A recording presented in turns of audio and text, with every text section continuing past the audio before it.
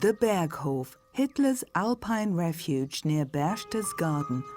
This is where Adolf Hitler liked to retire from the public, with a woman by his side. Eva Braun was Hitler's lover. He kept their relationship a secret from the German people. Private film recordings show Eva, her sister and architect Albert Speer's wife picking flowers. To this day, she is considered a non-political, naive adjunct of the mass murderer. But who was this blonde, who is also called Satan's bride? Eva Braun war eine junge, blonde. Eva Braun was a young, blonde and attractive woman. She was very much into sports. On photographs, she appeared to be very joyful and lively. During the more than 13 years of their relationship, this girl from a lower middle-class family turned into the uncompromising companion of the dictator. Underneath this often fake facade, there was a very determined woman who tried to achieve her goals with an incredible toughness and consistency. It showed already quite early, and she also stressed it to Hitler that she would take things to the last consequence, even to her death. Her biographer wrote that Eva Braun was vain, caught between power and impotence, and by no means a victim. She earned her name in history, even though it's a dubious one.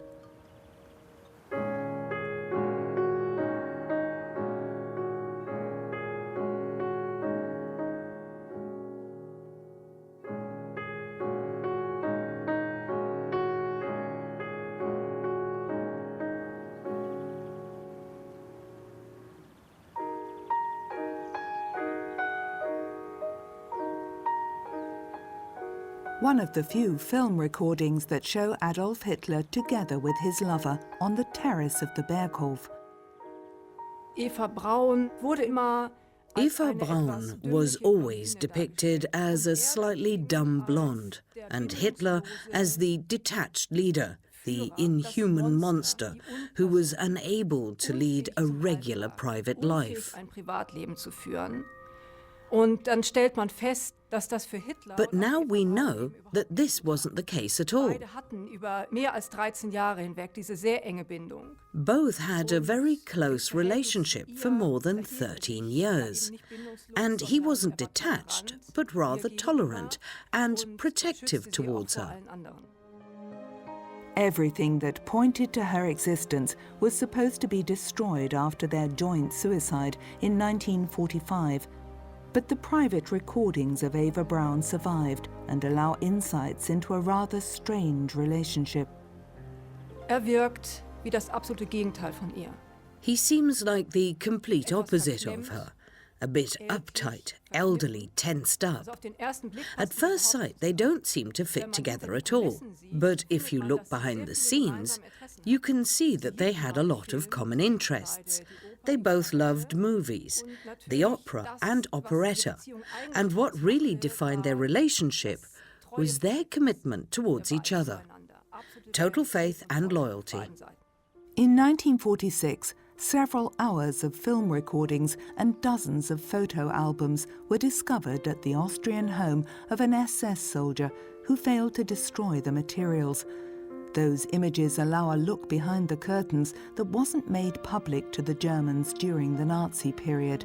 They give the illusion of a harmless, idyllic life. Officially, Hitler's lover was employed at the Berghof as his private secretary. She and her younger sister Gretel were amateur film enthusiasts and documented many private moments for years. Die bunte Filmschau, aufgenommen von Eva Braun. Colourful movie moments recorded by Eva Braun was mainly supposed to entertain Hitler's inner circle. She called this film Pünktchen am Berg. It was presumably recorded in the summer of 1937. 16mm colour film had become available only recently, and the Braun sisters enjoyed spending their time with this unusual toy. Beside Eva Braun sat her friend Marion Schönemann and the wife of Hitler's private secretary, Gerda Bormann. They took turns in taking photos and filming each other. Gretel Braun, on the right, was as enthusiastic about filming as her older sister.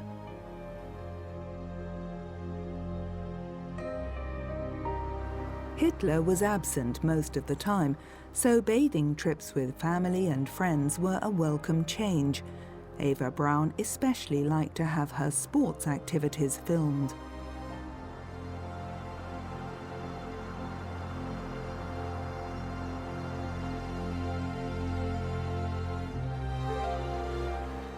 At Lake Starnberg, Eva and Gretel were joined by their mother Franziska and father Friedrich Braun.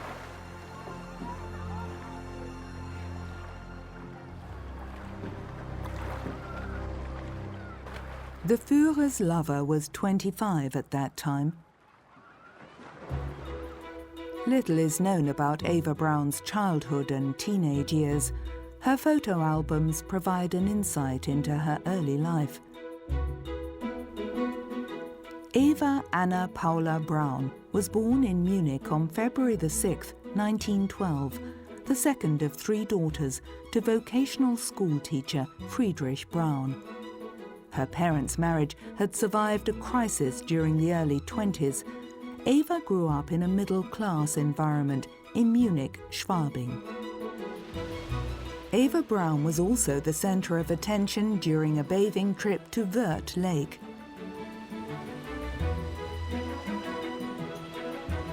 Like every year, the Brauns' relatives from Jena visited Munich and accompanied the family on their trips. Cousin Gertraud greatly enjoyed the time in the water. Aunt Fanny and Uncle Fritz were very fond of 13-year-old Eva. Gertraud kept their relationship with the Brauns a secret for more than 60 years.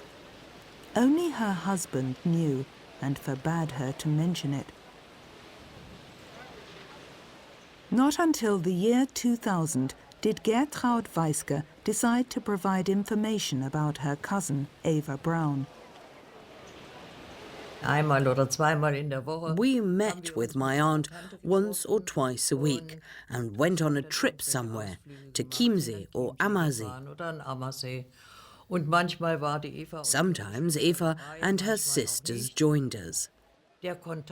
I enjoyed their visits a lot. It was a great family time. We went swimming or had coffee and cake and returned to our quarters at my grandparents' in the evening. My father never joined us. He made it quite clear that he didn't want any contact with Eva.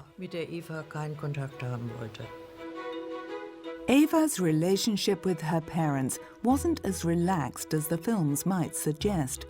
Her best friend later reported that Eva spent most of her youth at her parents' place, as the atmosphere at Eva's home wasn't very pleasant. Eva took courses in housekeeping, bookkeeping and typewriting at a Catholic boarding school. In 1929, she successfully applied for an apprenticeship at a well-known Munich photo shop.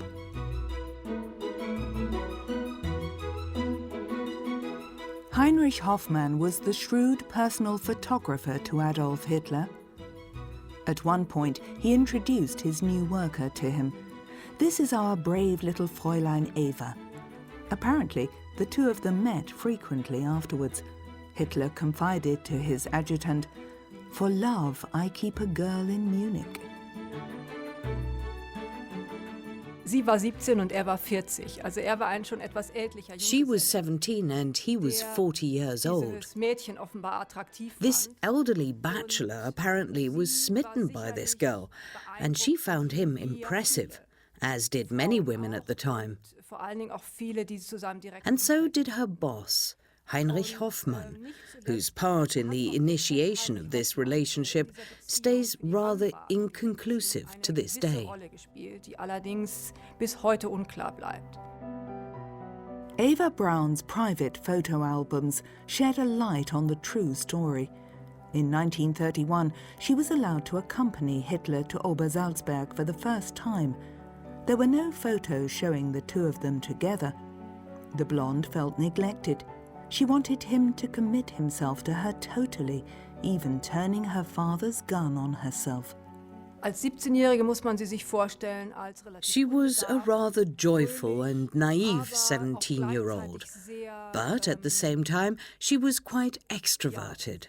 Sie hatte doch immer einen Drang, sich auch She fotografieren liked zu her lassen. picture Sie war, taken oft and was by no exaltiert. means Sie war a shy keinesfalls girl. gänzlich schüchtern.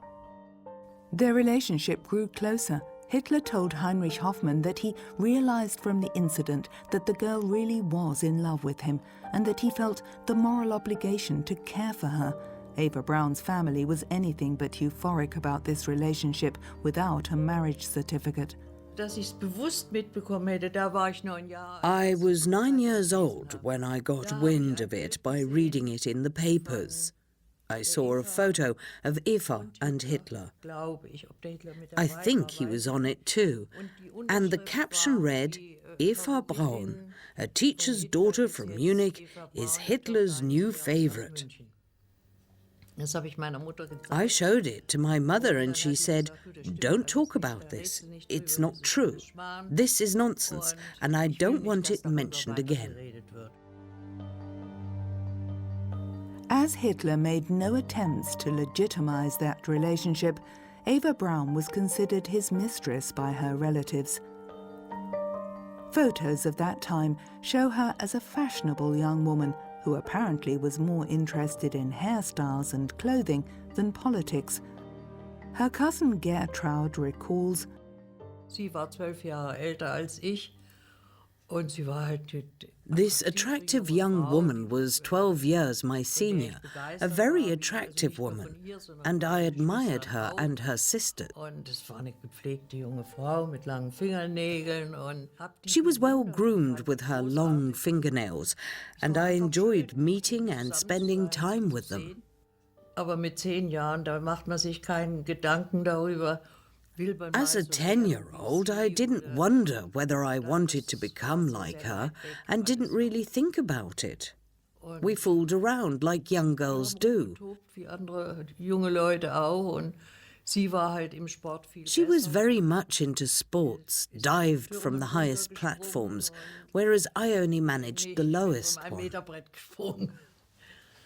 Und das war so die Bewunderung einer 12 Despite the feelings of my other relatives and the difference in age, I idolized her as the athletic young woman she sehr was. guten Sportlerin.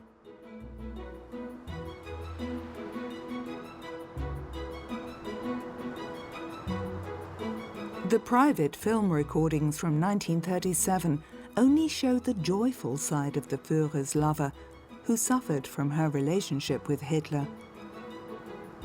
It had only been 2 years since Eva Braun's emotional low.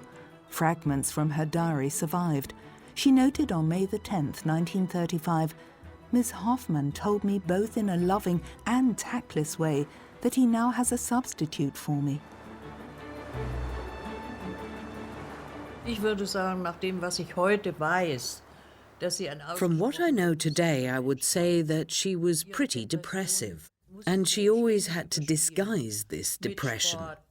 With sports, with clothing. She always needed to distract herself from her sorrows, but nobody realized it in everyday life. He should know me well enough to see that I would never put obstacles in his way if he should fall in love with another woman. Why should he care about what becomes of me? 23-year-old Eva's manic depressive moods soon became apparent to her family. Die Familie hat's gewusst, ich habe es zum Beispiel nicht gewusst. Her family knew. I didn't, but in retrospect, all this changing of clothes was manic behavior. She changed 5 or 6 times a day at the Berghof, where basically nobody was there to see and admire her. She did it just for herself. And she also found it hard to concentrate. She used to ask me, "What are you doing?" And when I started telling her about mass or something, she just replied, "Never mind." She quickly lost focus, deliberately or not. wollte sich nicht konzentrieren. She complained, "Hitler only needs me for certain things." When the dictator was travelling, she didn't hear from him. Eva Braun attempted suicide for a second time on May the 28th, 1935, this time with sleeping pills. She noted, "This time I'll take 35 pills. I want to make absolutely sure. If he'd only call." Der Selbstmordversuch Eva Brauns zeigt, Eva Braun's suicide attempt shows that this relationship at the time had evolved into something deeper. dass es auf It keinen wasn't Fall eine superficial anymore, and war, something had gone sondern dass wrong. diese Beziehung irgendwie aus dem Ruder geraten war. Es hätte He ja auch could so have sein können, been dass dadurch appalled by abgeschreckt it and wäre, could have tried to get irgendwie rid of danach her. versucht hätte, sie But loszulassen. instead, he Aber saw nein, it für as ihn a war proof das of im her Grunde total genommen commitment and ein loyalty, Zeichen which ihrer was absoluten exactly Treue. what he Und expected es from war his genau das, disciples. was er ja von seinen Jüngern Loyalty erwartete, until Treue death, bis in den Tod. and she was ready Das to give war and sie live it. eben bereit zu geben und zu leben. Eva's parents reproached her constantly and made it impossible for her to remain at their home. Finally, she moved to a house in the elegant district of Bogenhausen, which Heinrich Hoffmann bought by order of the Fuhrer. Hitler's private apartment was close by. Eventually, she was allowed to quit her job at the photo shop. For appearance's sake, her sister Gretel also moved to the small house with a garden. In 1938, Eva Braun became its official owner. Ich wusste nicht, von wem sie das Haus bekommen hat. I didn't know who had given her the house. All I knew was that she and Gretel moved out of their former home and moved there now. They were old enough to do so after all. But I didn't know anything else about that house, that it was a present of Hitler's. Nobody ever talked about it. Lavish parties were frequently held at the house, but the mood was anything but festive, as Eva's father didn't want to accept the disgrace that she was bringing upon the family. Her biographer doubts the credibility of Friedrich Braun's later statement that he had written a letter to Hitler ordering his daughter to return to the family home. Es herrschte bisher immer To date, it was assumed that her father was Vater against beispielsweise National ein Gegner des Socialism. Nationalsozialismus gewesen But the sei. questioning he Allerdings had to zeigen go sich through durch after Befragungen, 1945 die Fritz showed Braun that he nachdrücklich apparently überprüfen believed in the musste, Fuhrer im until the Zusammenhang end. mit den Spruchkammerverfahren, dass er dort sagte, er habe bis zuletzt an den Führer geglaubt. Therefore, Also hat es nobody natürlich in the auch family dieser Familie was in opposition to the keinen regime. Gegensatz zu diesem System gegeben. Es hat niemanden in dieser Familie gegeben, der sich im Widerstand befunden Everybody hätte oder auch benefited gegen dieses from it, Regime from the gewesen. mother to the Alle haben youngest davon daughter. profitiert, von der Mutter bis zur jüngsten Schwester. There was no falling out with the family. On the contrary, Eva's parents were now also welcome guests at Obersalzberg. Like their daughter, they accepted the fact that Hitler wouldn't marry his life partner. Apparently, Franziska Braun convinced her husband that resisting this relationship, especially as it was quite persistent, would be futile. Any daughter can get a husband, but someone like Hitler? That was something different. Eva Braun used uncharacteristic toughness and well-aimed intrigues to drive possible rivals for Hitler's favour away from Obersalzberg. Her position there became undisputed over the years. "I'm the lover of Germany's and the world's greatest man," she allegedly once said. Officially, there was no talk of any woman at Hitler's side. The dictator said, "My bride is Germany." Nazi propaganda claimed that the Fuhrer had no private life. He served the German people day and night. Film and photography had become Eva Braun's biggest passions. She loved to stage her lover on the Berghof's terrace. The film seemed to show the Fuhrer transported to another world, distanced from his people, welcoming friends and political companions up there. Some of her photo spreads survived uncensored in her private albums.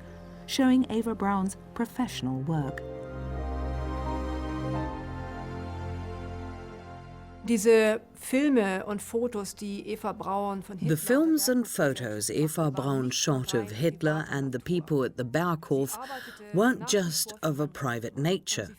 She still worked for Heinrich Hoffmann and also created those works to sell them, and she sometimes got big sums of money for them. Und erhielt dafür sehr viel Geld zum Teil. Für eine einzige Fotoarbeit 20.000 One single photo for 20,000 Reichmarks, for example. She was part of the propaganda machinery, part of Hoffmann's propaganda department, who staged the Fuhrer's private appearances. She presented him as a caring family man, a child-loving patron. Patron, das passt eigentlich. This doesn't really fit with the perception people used to have of her, that she made those photos only because she dreamt of a family life with Hitler. No, she used those photos for business, and Hitler was well aware of that. It was part of the plan. Among the most welcomed guests at the Berghof were Hitler's favourite architect Albert Speer and Joachim von Ribbentrop, who was appointed foreign minister in 1938. Heinrich Hoffmann and his wife were also often present. Hitler verließ sich im Grunde genommen in der Zusammenstellung dieser Berghof. In regards to the selection of people around him at the Berghof, Hitler mainly relied on Heinrich Hoffmann and Eva Braun. This entourage basically was his emotional foundation. Dort führte eben sein privates Leben. His private life took place in the surrounding of these people, whereas his biological family was kept apart. Die hatten auf dem Berghof seit 1936 überhaupt nichts verloren. From 1936, they never visited the Berghof. He met with them separately. He selected his own replacement family, which consisted of the Speers, the Bormanns, his doctors' families, the Hoffmanns and Eva Braun and her family. This circle was so important to him that he often retreated to the Berghof before making important political decisions, among this familiar surrounding. Invitations to the Berghof were highly coveted among the Nazi notables.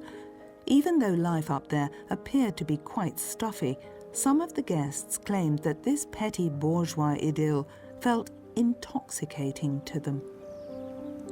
All that remains of the social life on Obersalzberg are memories of a strange emptiness, Albert Speer wrote later. Hitler hardly ever mentioned the Jews, his political opponents, or even the necessity of building concentration camps. I suppose this wasn't intentional, but rather due to the banal nature of the conversation. Those people of the inner circle were aware of Hitler's special living arrangements. After a while, they took for granted that Eva Braun played the part of the lady of the house on such occasions. Sie war nicht politisch, kaum je versuchte sie. She wasn't a political person. She hardly ever tried to influence Hitler. But of course, people talked about politics at the Berghof, in the women's presence as well. They weren't involved in the decision-making or military planning, but there were discussions about how to proceed with Austria after the so-called annexation, for example. Hitler's secretary, Martin Bormann, was also part of the inner circle. He made sure that all the neighbours disappeared from around the Berghof and supervised its transformation to a secure, restricted area for the Fuhrer. Hitler liked to sleep long and usually ate lunch at 3 o'clock in the afternoon. This was often followed by a long walk with his guests. This time, Ribbentrop appears to be Hitler's preferred conversation partner. Several delicate political matters were discussed confidentially. The foreign minister was a loyal henchman to the dictator, implicitly supporting his plans for war.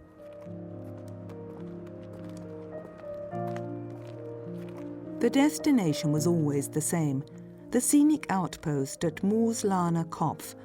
When the weather is good, there's a superb view towards Salzburg from there. Nearby, Bormann had a tea house built for Hitler. Albert Speer later recalled, "At the coffee table, Hitler often liked to lose himself in endless monologues." Eva Braun filmed a talk with National Youth leader Baldur von Schirach from a respectful distance. Albert Speer was one of the most frequent visitors. He moved with his family to a house close to the Berghof in 1938 and was good friends with Eva Braun. He claimed after 1945 that she took advantage of her position, like all other prominent collaborators of Hitler. Only few resisted the temptations of being in his entourage. Hitler didn't really resist this development, Speer recalled later. The specific circumstances of his style of leadership led him to increasing loneliness, Speer believed. According to him, Hitler was unable to form normal human relationships. He continued, "In hundreds of talks, he covered topics like fashion, dog breeding, theatre and film, operetta and its stars. Sometimes Hitler fell asleep during his own monologues." Once in a while, the Führer's lover took exceptional photos that would never have been published during his lifetime. They document their special relationship. Eva Braun enjoyed playing the hostess who calls the tune, according to her standing. Building the Kehlstein house was the highlight of Bormann's building work at Obersalzberg. In order that the Führer and his entourage could reach its vantage point at 1,800 meters, a road and an elevator needed to be cut into the mountain's rock. But Hitler rarely appeared. It is said that he suffered from vertigo, but Eva Braun enjoyed coming there. She seemed much more playful when the dictator wasn't around.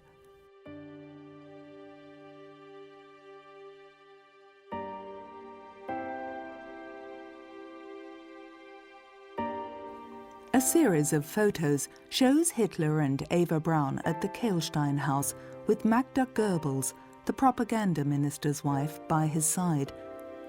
She had fled to the Berghof with her children and played her part as the betrayed and indignant wife.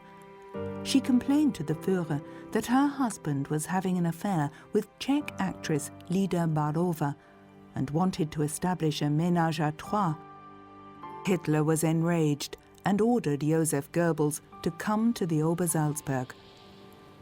It's not clear if these film recordings of Eva Braun show Goebbels' arrival that day or during another visit.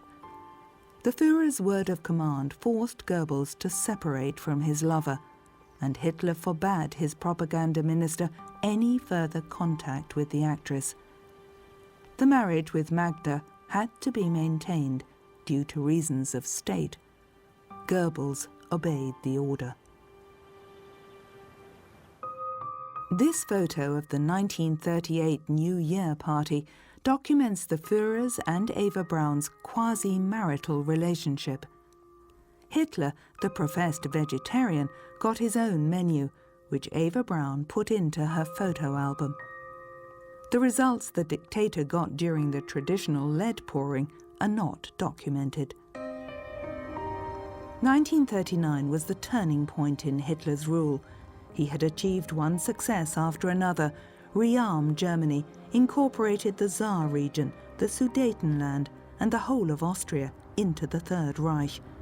Even his opponents agreed that he would have been the greatest German since Bismarck if he had died at that point. But the dictator aimed for war, and therefore this moment marked the beginning of his demise. Even though Eva Braun was a good skier, Hitler didn't like her to ski, as he was afraid of her being injured. But once, when the dictator was away from Obersalzberg, he allowed her to go skiing with Albert Speer for 8 days in Austria. Speer later remembered that she danced with young officers until the early morning without being recognized. According to Speer, they both were united in their resentment of Martin Bormann due to his arrogant and crude way of abusing nature and cheating on his wife. During Easter time in 1939, Eva Braun filmed the many children of Speer and Bormann on their hunt for Easter eggs. The children lived secluded from the world on Obersalzberg. It's not known if Eva Braun wished to have children.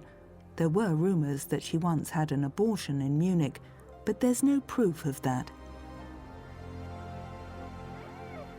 Speer had sympathy for the unfortunate woman. According to him, Hitler once said in her presence, "Very intelligent men should choose a primitive and simple-minded wife." And "Imagine I had a wife who meddled in my affairs. I want peace and quiet in my spare time." Meanwhile, the dictator preferred to rule Nazi Germany from the Berghof. There, he developed crucial political and military plans, issued laws and decrees. One of the reasons may have been his firmer relationship with Eva Braun, who always happened to be at Obersalzberg when Hitler was there with his entourage. An adjutant later recalled that it became more and more difficult to obtain decisions from the head of state. It was often impossible, even for representatives from the party and the government, to reach Hitler when he was at Obersalzberg. Only cultural events seemed to be able to lure artist Moncke Hitler from his command center at Obersalzberg. In June 1939, he spontaneously traveled to Vienna to attend the 75th birthday of composer Richard Strauss. On his way back to Berchtesgaden, the Fuhrer visited places where he spent his childhood. Eva Braun filmed his arrival at Fischelham Primary School near Linz. In his book Mein Kampf, Hitler described himself as a little ringleader when the boys of the village played cops and robbers. His class teacher later remembered a skinny, pale boy who despised learning, neglected his talents, and wasn't able to follow school discipline.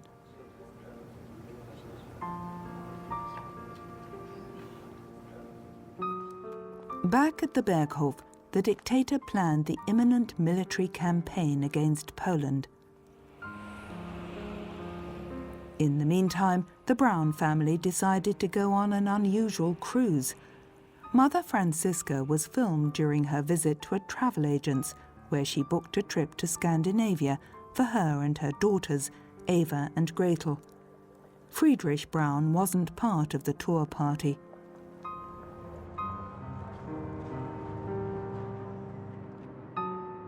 The little tour group arrived in Hamburg shortly thereafter to board the cruise ship Milwaukee. The Brauns, with Eva behind the camera, crossed the harbour on a launch.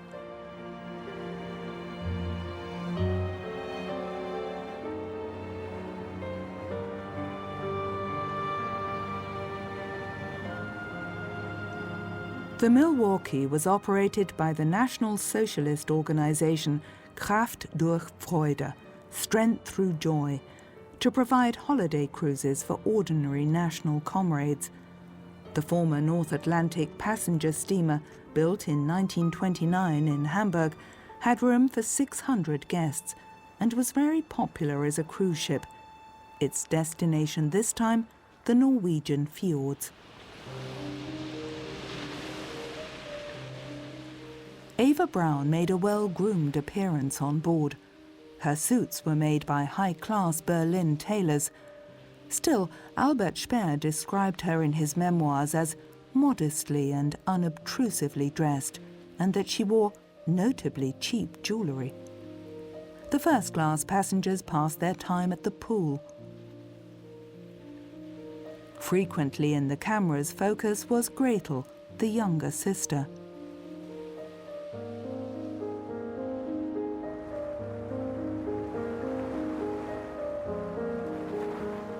A shore excursion in northern Norway.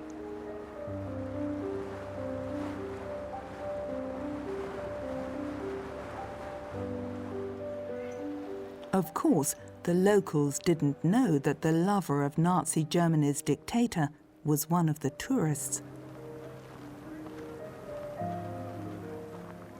Foreign publications frequently wrote that Hitler was liaised with a certain Eva Braun, but they apparently lacked reliable information.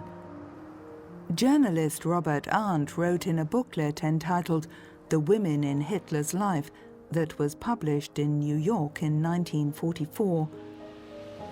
Eva Braun is hardly the typical Aryan glamour girl. She may be blonde and blue-eyed, but she is stout and ungainly in her appearance. She resembles the image of a German middle-class Hausfrau rather than First Lady of the Reich. Eva hasn't always been the conservative housewife she is now. In the early days of her relationship with Hitler, she was known for the drinks she served the Nazis and even the Fuhrer. She also had a talent for producing perfumes, and it is rumoured that she mixed erotic scents to attract the Fuhrer. Obviously, this description was totally fabricated, and Nazi censorship made sure that it wasn't published in Germany. Gretel relaxed at the pool in her fashionable two-piece swimsuit. She simply adapted to the needs of her older sister, acting as companion and chaperone.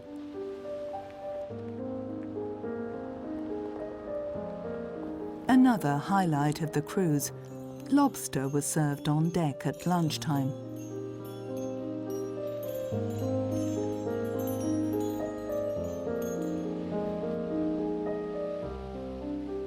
The Browns wallowed in luxury, while their daughter's partner at home was preparing to plunge Europe into another war. On June the 17th, 1939, Hitler welcomed the special emissary of the Saudi Arabian king for a meeting. During diplomatic meetings, Eva Braun was usually confined to her chambers. She was even ordered to stay in her rooms when important party officials came to the Berghof. Albert Speer believed that Hitler considered her social acceptability to be limited. On such occasions, even the big reception hall was out of bounds for Hitler's lover. When the prominent guests stayed longer, she even had to move to the house of the unpopular Martin Bormann nearby. Sometimes she succeeded in filming scenes like these from a first-floor window. Hitler awaits a visitor on the Berghof stairs. A guard of honor from the SS gets in position.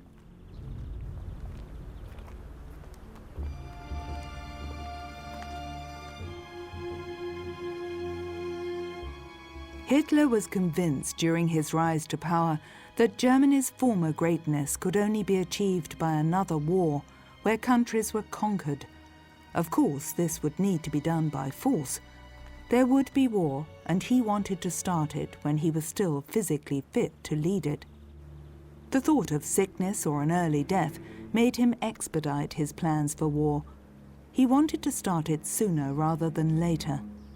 Hitler didn't consider war as something shameful or that should be avoided.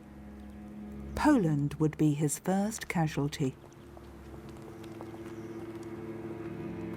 On August the 12th, 1939, Eva Braun had to disappear from the scene once more. From a safe distance, she filmed a unit of the Leibstandarte SS that were lined up for the reception of Italy's foreign minister, Count Ciano, who had come to discuss Italy entering the war with Hitler.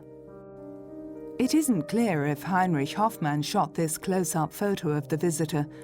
Eva Braun's note in her photo album reads, "There's something forbidden up there. Me." Hitler informed his ally about his decision to attack Poland.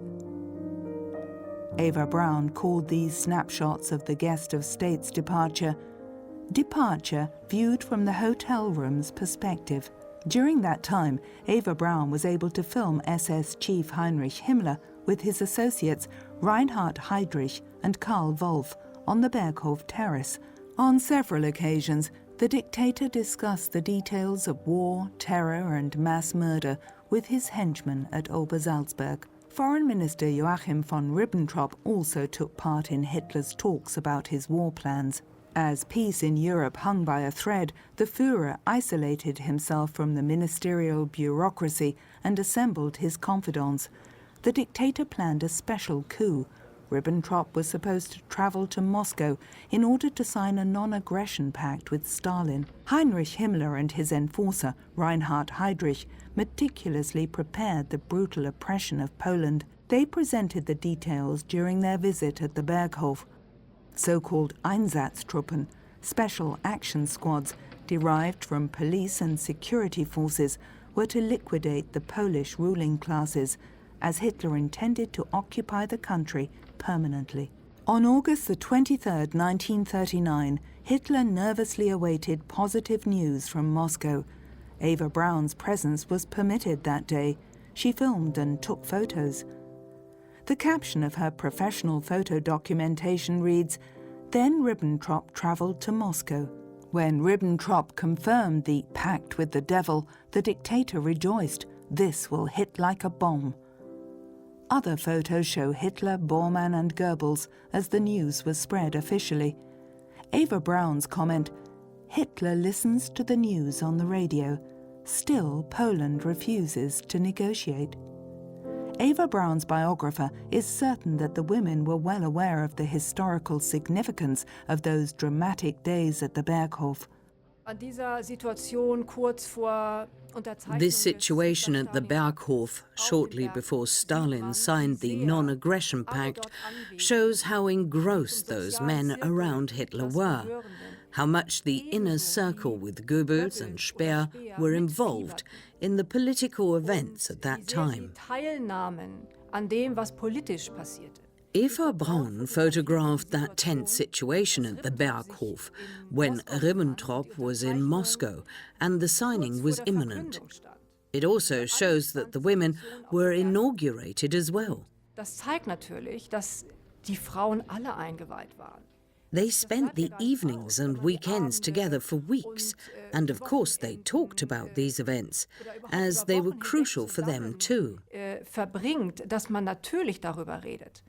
Hitler didn't differentiate between private and political life. For him, it was all the same. Himmler's murder squads were given free rein in the case of armed conflict with Poland because the foreign minister's agreement with Moscow guaranteed that Stalin's Red Army wouldn't intervene, but only occupy and annex the eastern part of Poland. So, Obersalzberg played a crucial part on the path to the Second World War. All attempts to stop Hitler on his way to destruction were doomed to fail.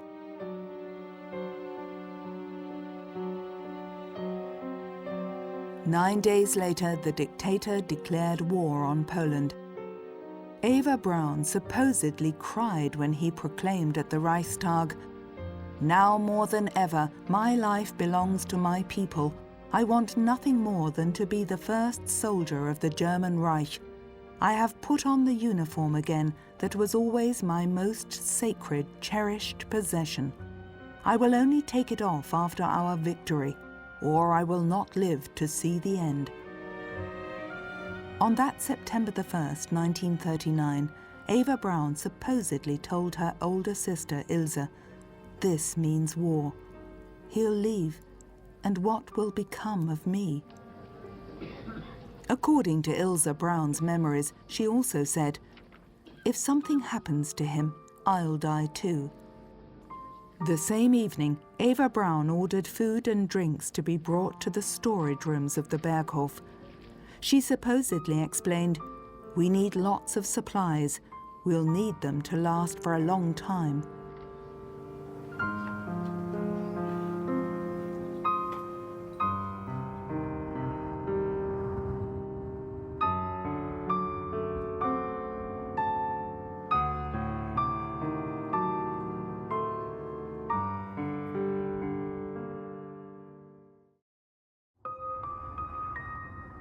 The Obersalzberg at the beginning of 1940. Eva Braun went on a skiing tour with adjutants of the Fuhrer. She had been Adolf Hitler's lover for almost 10 years now, but only few in the immediate circle knew of their relationship. The 27-year-old had long accepted the fact that she could only live in the shadows.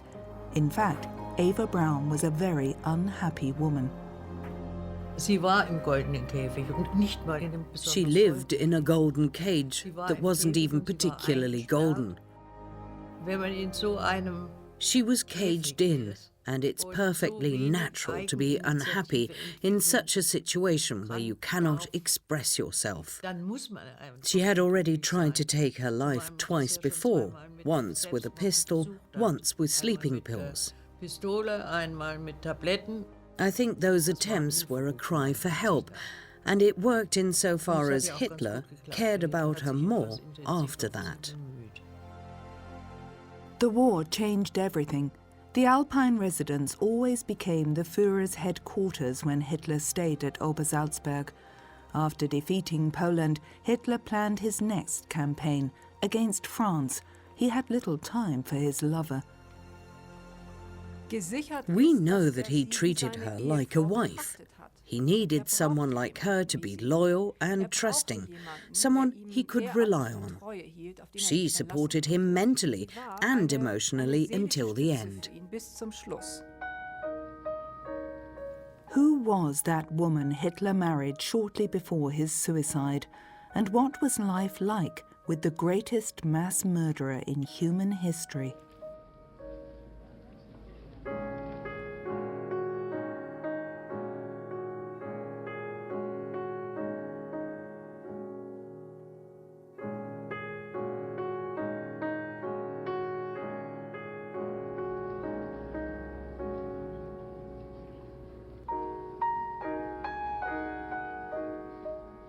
In the meantime, nobody took notice anymore that Eva Braun, as a matter of course, played the lady of the house at Obersalzberg. She was addressed as gnädiges Fräulein, Madam, or Fräulein Braun, Miss Braun. The staff called her the boss. The ideal world of Obersalzberg, the fake idyll of the Berghof and its inhabitants, were maintained for the public during the war as well. The dictator seemed untouchable up there. He also didn't cease his long walks. Sometimes, not only Eva's female friends were allowed to accompany him, but also outsiders like actress Magda Schneider, Romy Schneider's mother. Only close confidants like architect Albert Speer still had unlimited access to the dictator. Hitler's entourage soon complained about his growing unapproachability. Eva Braun's passion for photography was still unabated. She put all of her photos in her albums that were only discovered by chance after 1945. Christmas, New Year, 1939-1940, Berghof. Hitler taking care of his 9-month-old German shepherd, Wolf.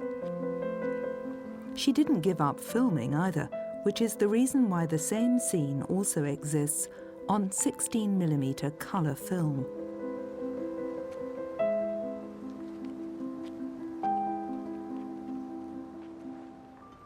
The man of the house also let himself be filmed having coffee and cake, together with Albert Speer's children. The architect's family didn't live far away from the Berghof.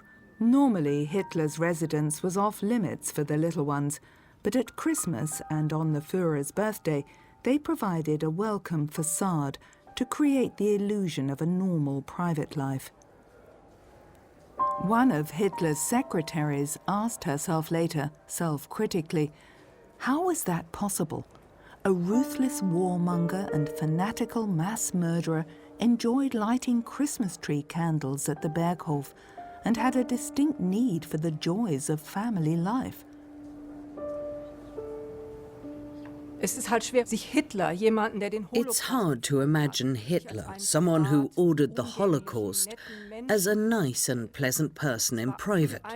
especially for the Germans or people in general after 1945. It was easier to picture him as a monster, a demon, just to distance themselves from that period of time. It was simple to separate yourself from him like that, and people from his immediate surrounding promoted a political and personal distance towards him out of their own interest. So not much was known about his real private life. On New Year's Eve 1940, the dictator hosted a reception for the Berghof staff. Heinrich Hoffmann, his personal photographer from Munich, was also invited. Even during wartime, the Fuhrer's old comrade made millions with postcards and photo books, and Hitler also got a good share of the profits. The new strongman at Obersalzberg was party secretary Martin Bormann. You had to get past him to approach the dictator. Bormann carried out all Hitler's unpleasant tasks.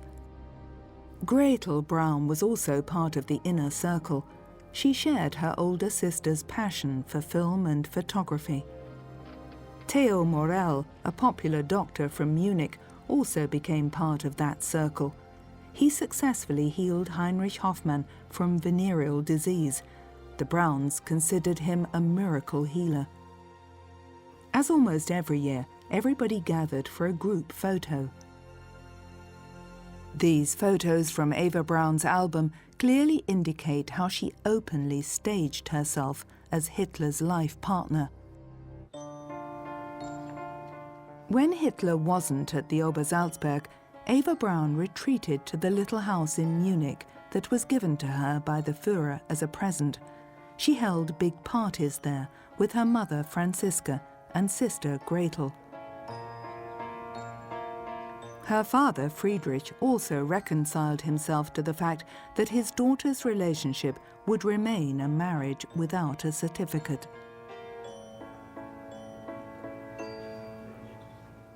Eva Braun still edited short films from her colour film recordings, which were then screened at the Berghof.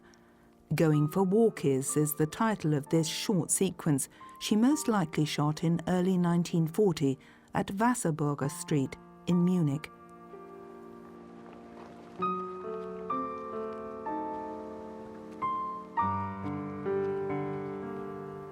From the beginning of April 1940, the dictator resided at the Berghof again.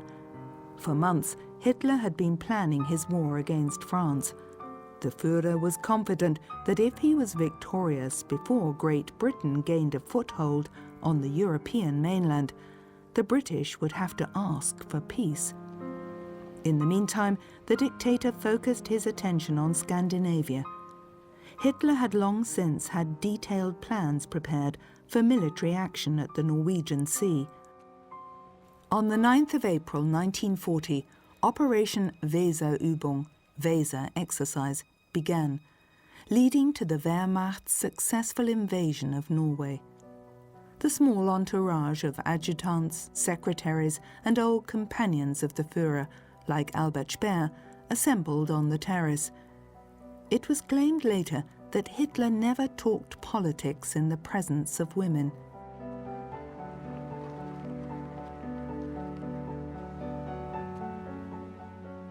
After the war, the surviving members of the inner circle professed that the dictator left them in limbo about his war plans. Nevertheless, Eva Braun's biographer doubts that the entourage was surprised by the attacks against Holland, Belgium, Luxembourg and France on May the 10th, 1940.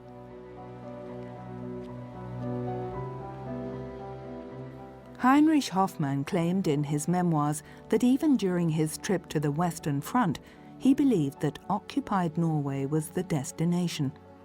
His profession as photographer meant that he was at Hitler's side, and he most likely had more information than he wanted to admit later. Eva and Gretel Braun's films document how casual life was at the Berghof. While the Führer talked business with his adjutants, the ladies sat on a wall nearby. Hitler's reputed tendency towards utmost secrecy may have been a convenient assertion of the inner circle to avoid tiresome questions.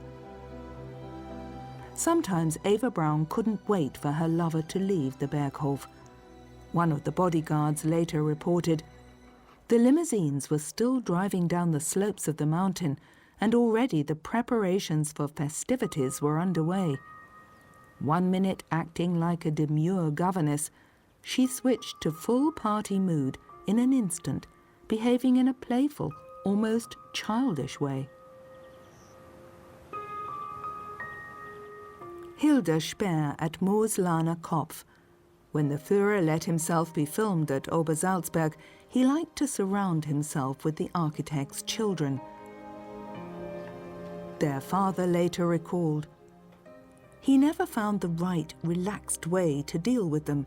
A few gracious words and he turned to the next one. He considered children as offspring, representatives of the next generation.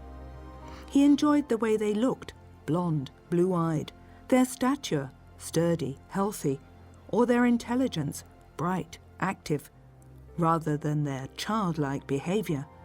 He didn't win over my children with his personality." These photos from Eva's albums document that Adolf Hitler and Eva Braun privately behaved like a married couple, but the Fuhrer still ruled out marriage. Hitler was the only reason why he and Eva Braun didn't get married. He was afraid of a wife, afraid of her possible legal claims. That's what he also mentioned clearly in his talks at the Führerhauptquartier after 1942. A lover always remains something casual. She has no claims, and she stays dependent. It's unclear if it was a strictly platonic relationship.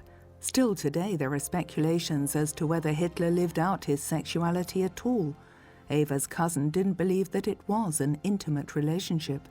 Für mich war es ja kein Verhältnis.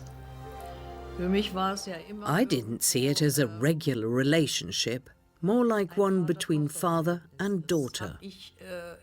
Auch bis heute halte ich das auf. I may still believe it because I want it to be true. The thought of this man touching her is unbearable for me. Der ist für mich einfach unerträglich. At the Berghof, a small passage led from Eva Braun's bedroom to Hitler's. She had her own living quarters, but the photos of those rooms in her album don't give away any private details. It's hard to come to a conclusion regarding the intimacy of this relationship, as there is no proof. There aren't any letters from Hitler to Eva Braun.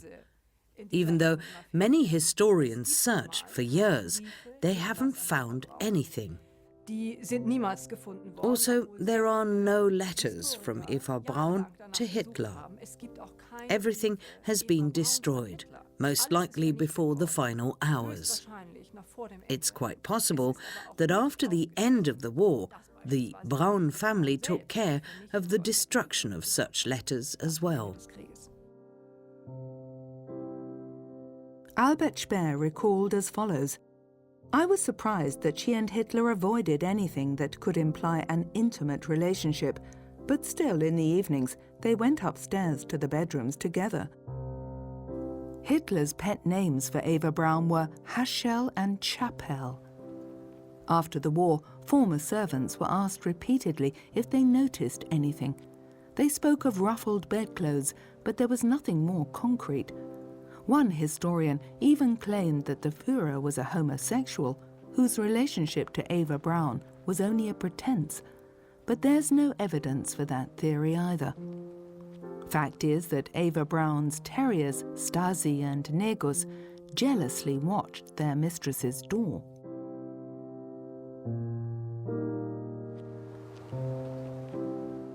While the Wehrmacht invaded France within a few weeks and occupied Paris, Eva Braun spent her time at Obersalzberg. Then she was allowed to come to Berlin to celebrate the victory. The dictator returned to the Reich Chancellery on July the 6th, 1940, as a victorious field commander. Eva Braun filmed the scene from a window. "Flowers cover the streets where our Fuhrer goes," Joseph Goebbels wrote enthusiastically. "Our people, our wonderful people." Meanwhile, Hitler's companion had her own rooms in the Führer's living quarters at the government headquarters. Speer wrote in his memoirs that she entered via a side entrance and stairway. She stayed in the rooms below, only when familiar faces were present. Eva Braun turned 29 on February the 6th, 1941. Her partner wasn't present. She celebrated with her family. As usual, he had jewelry sent to her as a gift. In the presence of her father Friedrich, mother Franziska and sister Gretel, Eva Braun was happier than usual. Everybody profited from her special relationship with Hitler. Nobody reproached her anymore. During the early years, her parents may have disapproved of a relationship that didn't result in marriage. But, after all, as her father also said later, they were proud that their daughter was the Führer's girlfriend.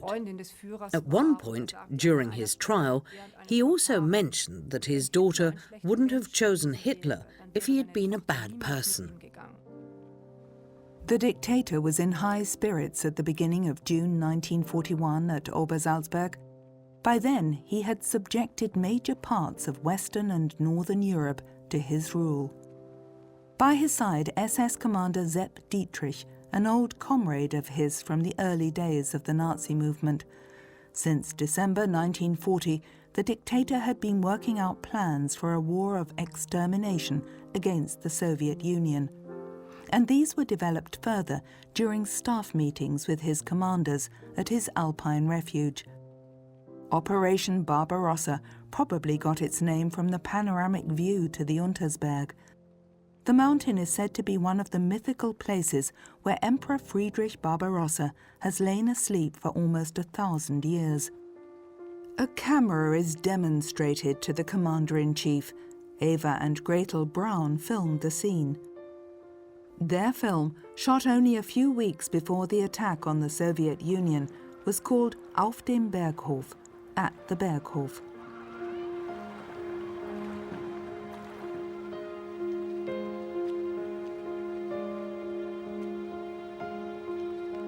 It's unclear if Hitler shared his plans with Eva Braun. Her biographer is sure that he somehow revealed them to his loyal partner. The Führer intended to destroy the Jewish Bolshevism. He believed that Great Britain would only cease resistance once Soviet Russia was defeated after a swift attack. The Braun sisters photographed and filmed this scene as well, on a day in June 1941. Hitler with one of Martin Bormann's sons. The dictator patiently agreed to pose like this. This is how Eva liked to see him, relaxed and in private. She frequently sold photos like this to Heinrich Hoffmann, who published them in propaganda photo books. Sepp Dietrich also let himself be filmed or photographed with the Speer family. His armoured division later repeatedly took part in war crimes and massacres. After the war, the so-called storyteller was sentenced to life imprisonment, but he never renounced his National Socialist convictions. As Hitler and his generals prepared for the start of the war against the Soviet Union, the women travelled to Italy. The group consisted of the Braun sisters, their mother Franziska, two friends, and Margareta Speer. Florence was their first destination. They were able to go shopping without being recognized, as Italy was ruled by friendly dictator Benito Mussolini. The women from Hitler's entourage remained fashion-conscious despite the war. Hats, dresses and suits were tailored in Berlin or sent to them from occupied Paris. Then the small tour group travelled to Naples to visit the ruins of Pompeii and Herculaneum. In the year 79 BC, both towns were caught off guard by the eruption of Mount Vesuvius and completely destroyed. Eva Braun visited the ancient amphitheatre wearing an elegant trouser suit.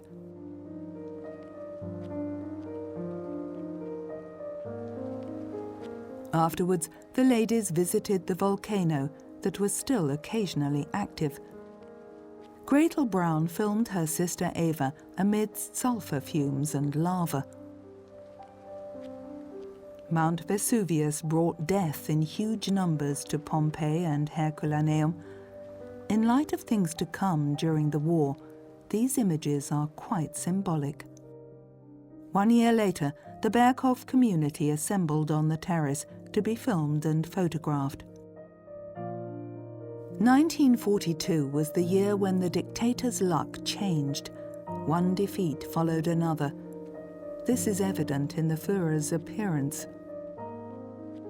Albert Speer later recalled that Hitler became less flexible in his thinking. He wasn't really able to develop new ideas. He was basically running on a fixed track and didn't have the strength to change direction.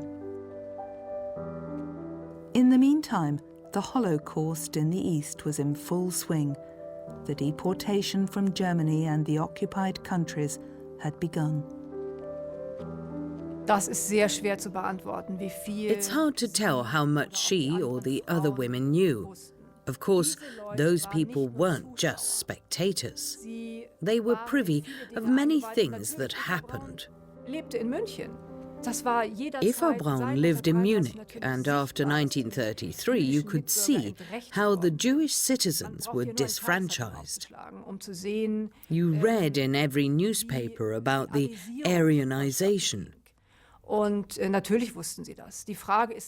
the only question is if they knew about the physical annihilation of the Jews, that they were killed at the concentration camps. It's hard to tell. But we can be sure that everybody in Hitler's inner circle shared his anti-Semitic views. At that point in time, Eva Braun was life partner to a mass murderer. Friedrich Braun had been conscripted to the Wehrmacht. The family photo also shows his eldest daughter Ilse, who worked for Albert Speer as a secretary. But unlike Gretel, she was not part of Hitler's entourage. As Ilse didn't earn a lot of money, Eva sent her 10 marks per month. She wrote that she couldn't ask the Fuhrer for any favors for her family. When her sister criticized the dictator's politics, Eva forbade her to ever mention this topic again. Supposedly, she said, "If the Fuhrer ever puts you in a concentration camp, I won't be the one to save you." In Eva's garden in Munich, the Brauns and their friends appeared in front of the camera to be in good spirits and content. But the Fuhrer's 30-year-old lover had changed. Ilse Braun noted in her diary back then, "Eva had become arrogant, tyrannical and tactless towards her family. Because she mixed with the VIPs, she behaved selfishly and sometimes cruelly. She gave away her discarded clothes as if she were the queen." In the summer of 1942, heavy suitcases were carried out of the house in Wasserburger Street. The Braun family and some of their friends were going on a holiday again, with the Fuhrer's permission. Eva Braun brought her camera again. This was her last trip to Italy. An aeroplane from the Fuhrer's fleet of planes took the ladies and gentlemen from Munich-Riem Airport to the sunny south. The Fuhrer's chief pilot, Hans Bauer, was at the controls. During wartime, a costly pleasure trip was a rare privilege. German citizens weren't allowed to leave the country without special permission, and they could only take small sums of money with them.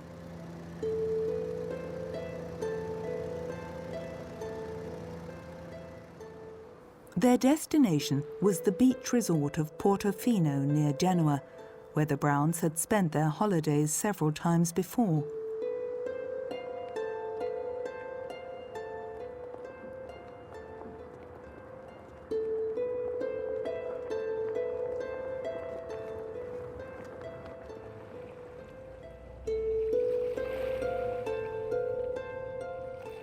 Eva, Gretel and a friend enjoyed their time by the sea.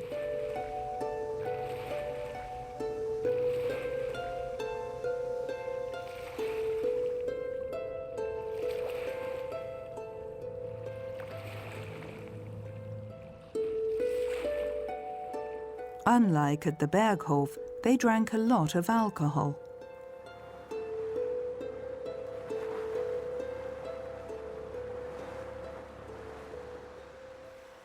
During that summer, the Brauns spent 4 weeks with their friends in Italy.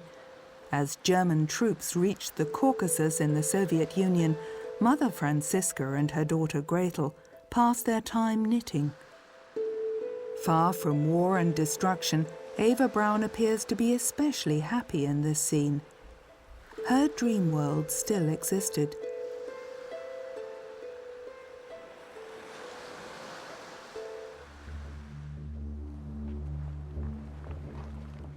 Hitler's secretary Martin Bormann had taken special precautions at Obersalzberg to protect the Fuhrer against attacks from the land below or the air. The Obersalzberg could be enveloped in fog by special cannons. At the beginning of 1943, Hitler tested out this countermeasure for himself. He still felt safe from the Allied air forces that had begun to raze German cities to the ground. Since the surrender of the 6th Army at Stalingrad, the Fuhrer reflected on a possible fall of the Third Reich behind closed doors. He confided in Propaganda Minister Goebbels, "Such a fall could only be the result of the German people's weakness. If the German people ever became that weak, they would deserve to be annihilated by a stronger people. They wouldn't deserve any pity then." Uschi, the daughter of Eva's friend Hertha Schneider, often had to pose for photos and films. Eva's biographer believes that she staged this family idyll to express her wishes for her future private life. When these scenes were filmed, Jewish children were being killed systematically at the death camps in the East. The Führer's birthdays were a fixed event in the social life at the Berghof. In 1943, Heinrich Hoffmann gave him a photo book as a present. The children of Bormann and Speer dutifully congratulated him. The maids and servants were also allowed to pay their respects to the 54-year-old dictator. Only 2 years later, Hitler would shoot himself in the head in his bunker under the Reichskanzlei's garden.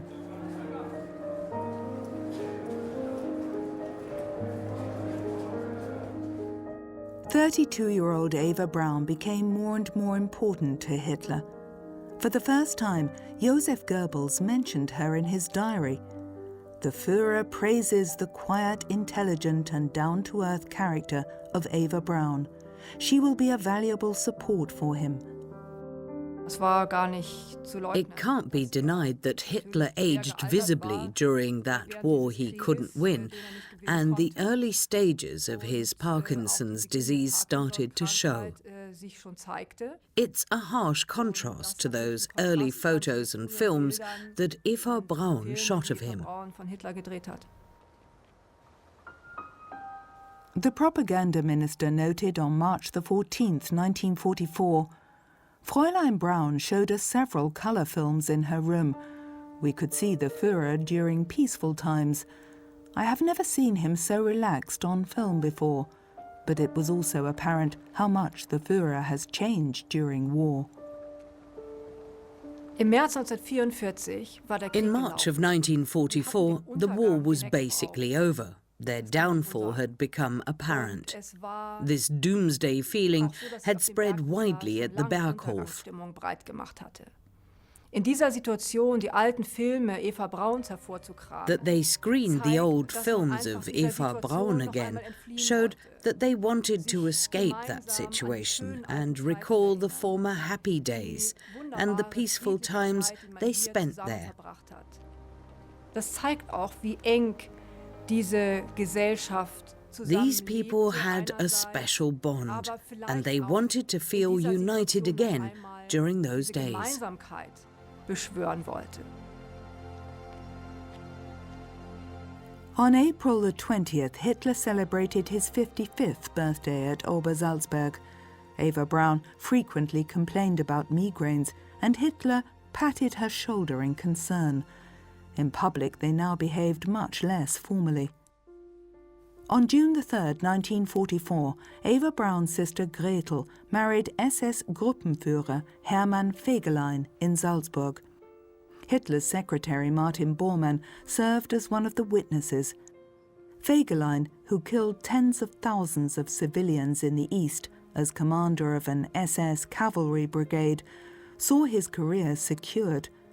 Hitler's secretary Christa Schröder later claimed that Eva arranged that marriage in order to see her sister finally married, and because she was in love with Fegelein herself. SS Commander Heinrich Himmler officiated at the wedding.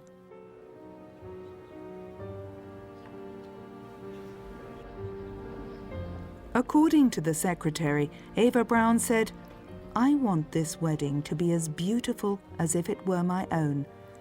The celebration took place at Obersalzberg.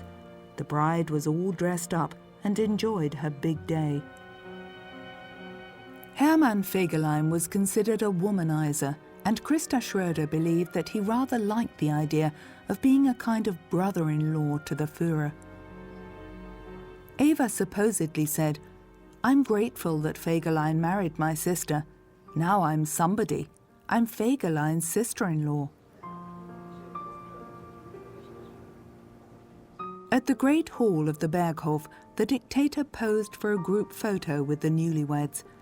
Eva Braun wasn't in the picture. When Fegelein later fled from Hitler's bunker in April 1945, Hitler had him arrested, court-martialed, and shot.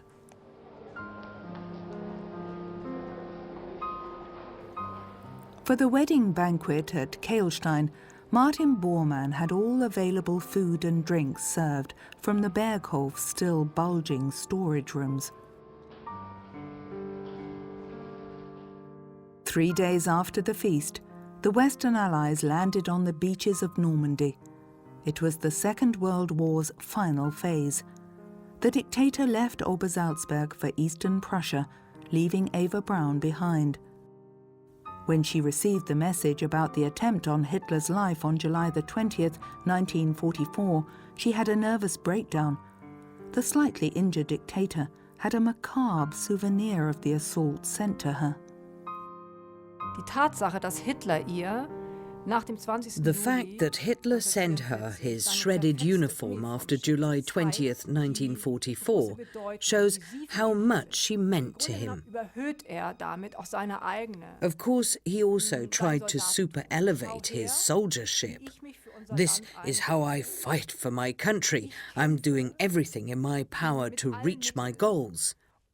Meine Ziele zu erreichen. Im Grunde genommen war es ja ganz anders. But the reality was different. He was secluded and separated from the world at the Wolfschanze, his headquarters.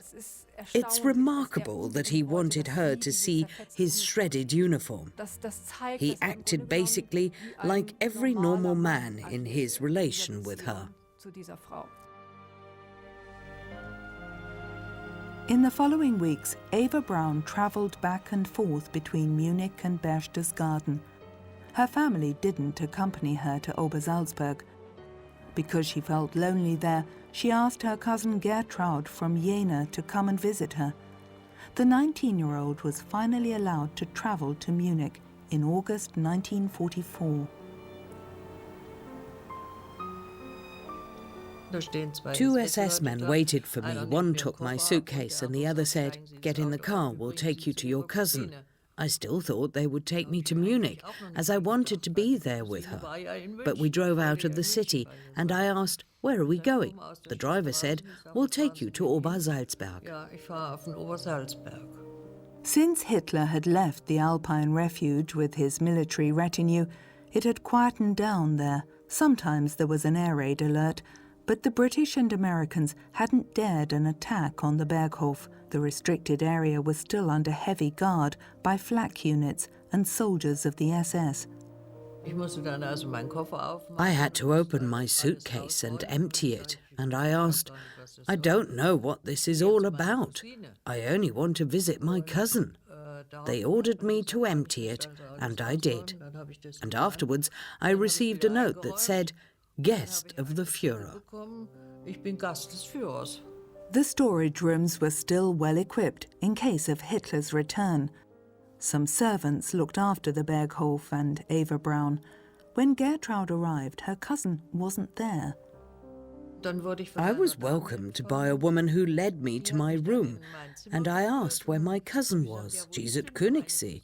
I was told to relax a little and get comfortable, as she had gone for a swim there. Film recordings from better days. Eva Braun with her family and friends at a waterfall above Königssee.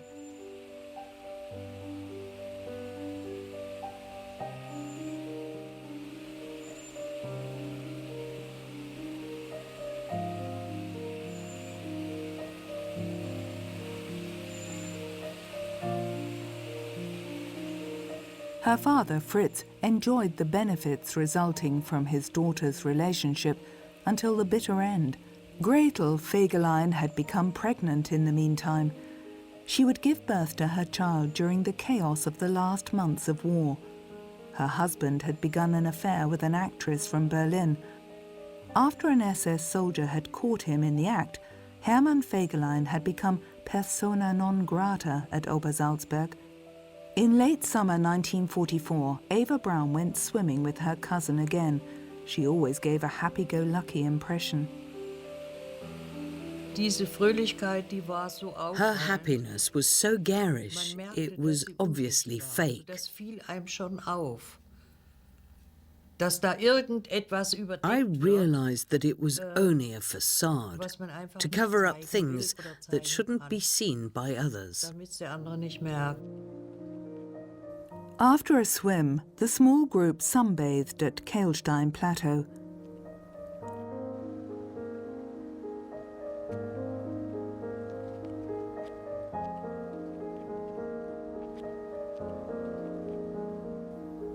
The ladies even smoked, which was frowned upon in Hitler's presence. Eva Braun liked to smoke a lot. Just to annoy her partner, she allegedly often hummed the American song, "Smoke Gets in Your Eyes." She only became interested in the war's progress when the Allies reached the borders of Nazi Germany. She completely ignored it until one day we were at the tea house. I saw a radio there and claimed that I wanted to move into the tea house. She agreed and just said, "You want to listen to the radio?" And I replied, "Yes, I want to know what's happening." There was no radio, no newspapers, only a few fashion magazines, mostly from out of the country. We were secluded from the world, and then I started bringing her the news. And in September 1944, the news was anything but encouraging. Paris was liberated, the Americans had reached Aachen, and the Red Army, Eastern Prussia. She got more and more serious then. Autumn came and we didn't go swimming anymore.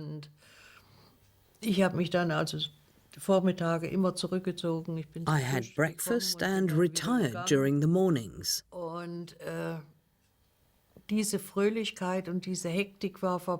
The frantic joyfulness was gone. And I think she was woken up by the news one day and then started planning her future path through life or to death. After the failed attempt on Hitler's life, she supposedly wrote in a letter, the authenticity of which has never been confirmed, "My love, you know I always told you that I would die if something happened to you. I swore to myself from the first day we met that I would follow you everywhere you go, even to the death. You know that I only live for your love. Yours, Eva."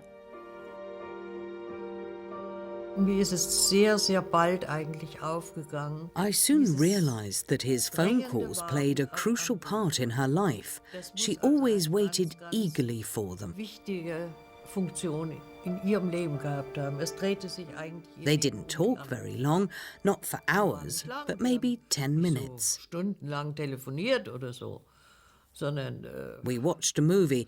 The phone rang, somebody ran outside to get it and then said, "Fräulein Braun, it's for you." She ran outside and we continued with the movie. The calls weren't really long, and I don't know what they talked about, but it was very important to her. He called, "We can leave now." He called, "We can drive to Munich now," or "Let's go for a walk." She always waited for his call and counted on him. If he wouldn't have called, she would have been very sad. But the calls always came. Eva Braun rarely drove to Munich anymore since her hometown had been bombarded. The future appeared so bleak to her that she dictated her last will and testament on October the 26th, 1944, in which she left all she possessed to her family. Nachdem Bomben auf München gefallen waren, After the bombs had fallen on Munich, she realized that the end was near. It's remarkable that a 32-year-old woman wrote her last will and testament, basically declaring that she was certain that she would die together with Hitler. Vor allen Dingen aber damit zu erklären, dass sie She wanted to die with him, no matter where. If he would have stayed in Eastern Prussia, she may have taken her own life in Munich. Of course, she didn't know how the end would come, but when she wrote her will, she had realized that when Hitler died, she would die too. At the beginning of March 1945, she went on her last trip to Berlin. Her trip to Berlin had most likely been arranged. It wasn't just out of the blue. It was quite clear that she would go there to die together with Hitler. She didn't just show up at the bunker. The wedding at the end was a spontaneous decision. He must have thought that he owed it to her and her loyalty throughout all those years. She said her goodbyes to family and friends during a 4-week stay in Munich. Gertraud had left Obersalzberg already in October 1944. For a long time, she believed that her cousin had stayed there until the end. Ich habe dann der Eva noch geschrieben, auch Adresse Berghof, und habe nichts. I sent a letter to Eva at the Berghof address, but I didn't hear back from her. I heard it on the news. First, they said that Hitler died a hero's death, and I still didn't know about Eva. But in June, they mentioned for the first time that he had married and taken his life together with his wife. I got the impression that she somehow wanted to let her family know that she had married after all. Sie hat ja das Leben einer Mätresse geführt. She led the life of a mistress, and the family wasn't happy about it, no matter if she was the mistress of Hitler or anybody else. But in the end, she became a married woman. Und sie ist dann doch eben Ehefrau geworden. I can imagine that this was very important to her. She married a sick old man, a murderer, a criminal. Eines todkranken Mannes geworden, eines Verbrechers, eines Mörders. And her last consequence was going to her death with him. The dictator married Eva Braun during the night of the 28th to the 29th of April 1945, but their union did not even last for 48 hours. At 4:30 in the afternoon on April the 30th, Eva Hitler poisoned herself with potassium cyanide. Shortly thereafter, Adolf Hitler also committed suicide. Their bodies were soaked with petrol and burnt.